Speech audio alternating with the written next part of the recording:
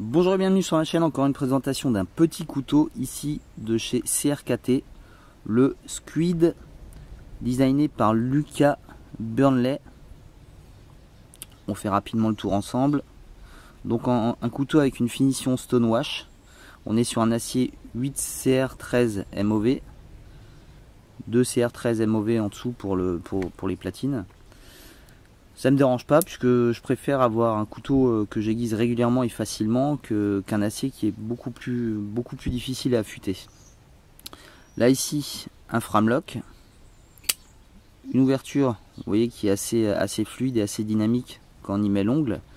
Ici les petits tétons, ouais, parce que moi j'appelle ça des tétons. Ils sont coniques, donc ça permet quand on l'ouvre normalement de se faire un peu moins mal que quand c'est des cylindres avec une arête un peu plus saillante. Comme on peut voir ici. Je vous les compare tout de suite parce qu'ils sont comparables au niveau de la taille déjà, de la forme de lame également, puisque là on est encore une fois sur une lame avec une pointe qui est vraiment puissante et qui est dans l'axe du couteau. Alors puissante parce que la lame fait 2,8 mm d'épaisseur et ici on a un contre-tranchant, un faux contre-tranchant qui permet déjà d'adoucir un petit peu la ligne et de garder quand même une bonne épaisseur au bout pour pouvoir éventuellement faire levier. Au niveau de la prise en main, c'est pas mal du tout pour plusieurs raisons. C'est que là, l'index va venir ici se caler là. Ici au-dessus, les petits crans, je vais bien caler ma main. Et là, l'arrière ici, ça redescend. Donc je vais avoir une bonne prise en main. On va couper 2-3 petits trucs après pour vous montrer un petit peu à quoi peut servir ce genre d'outil. Ici encore une fois, il va falloir des ongles pour aller venir fermer. Petite chose ici, c'est que la lame va venir directement au contact de l'ongle, donc c'est quelque chose auquel il va falloir faire attention. Je vous avais montré que sur certains autres couteaux comme celui-ci, là j'ai une petite partie plate qui va venir taper l'ongle avant que ce soit la lame. Le clip ceinture, on va y revenir tout à l'heure, je vais vous montrer, ça permet un port discret, bien que ça se soit assez visible. Alors finition stonewash, je voulais vous en parler également parce que effectivement c'est assez joli, c'est assez sympa.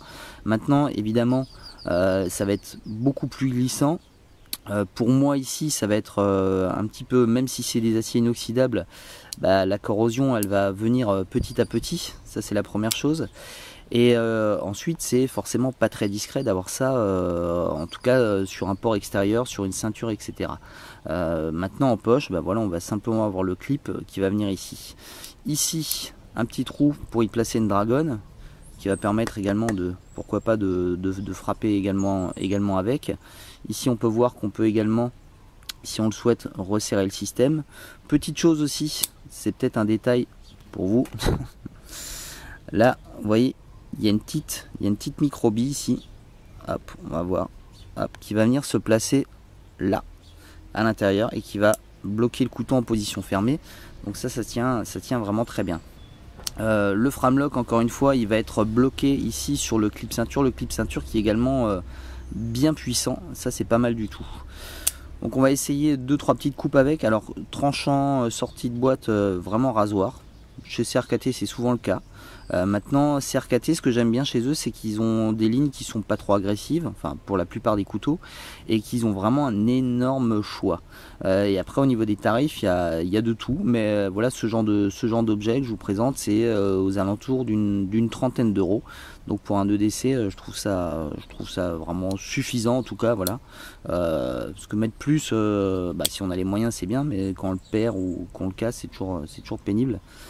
Donc moi je préfère avoir des petites lames qui sont pas très onéreuses et pouvoir en changer régulièrement.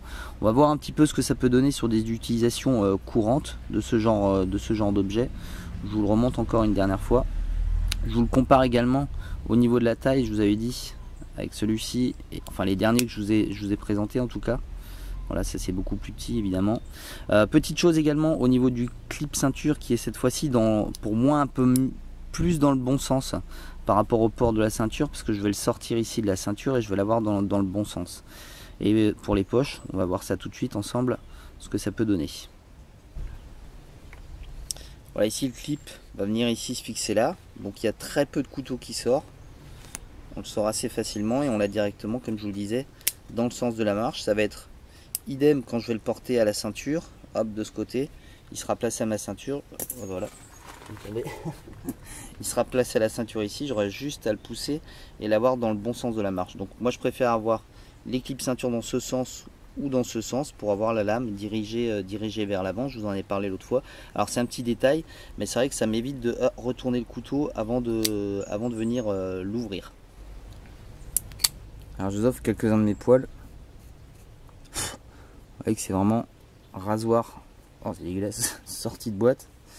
Alors bon évidemment, pas de souci pour tout ce qui est petite ficelle, etc. Je vous dis on l'a vraiment bien en main, c'est des petits objets. Alors ce qui est intéressant, c'est que même si on n'a pas forcément une bonne prise en main sur des couteaux comme ça, c'est des couteaux qu'on va utiliser pas très longtemps, donc c'est pas très dérangeant. Sur du plastique un peu plus dur là, donc ça c'est voilà, du gros Serflex. Voilà. Pareil la courbure, ça c'est toujours intéressant quand on va venir couper ici, ça par exemple, parce qu'on va venir ici travailler un petit peu comme ça, pardon, hop, comme ça pour avoir un maximum d'efficacité. Alors évidemment, il faut quand même pousser, vous voyez, ça marche pas mal du tout. Mais on sent effectivement que sur une coupe un peu forcée, ici, ça a tendance un petit peu à glisser. Tout ce qui est carton, vous imaginez bien que voilà, il n'y a pas de souci quand vous avez des colis à ouvrir, ce genre de choses, ça c'est pas du tout dérangeant. Encore une fois là, une bonne prise en main, on peut vraiment bien tirer dessus.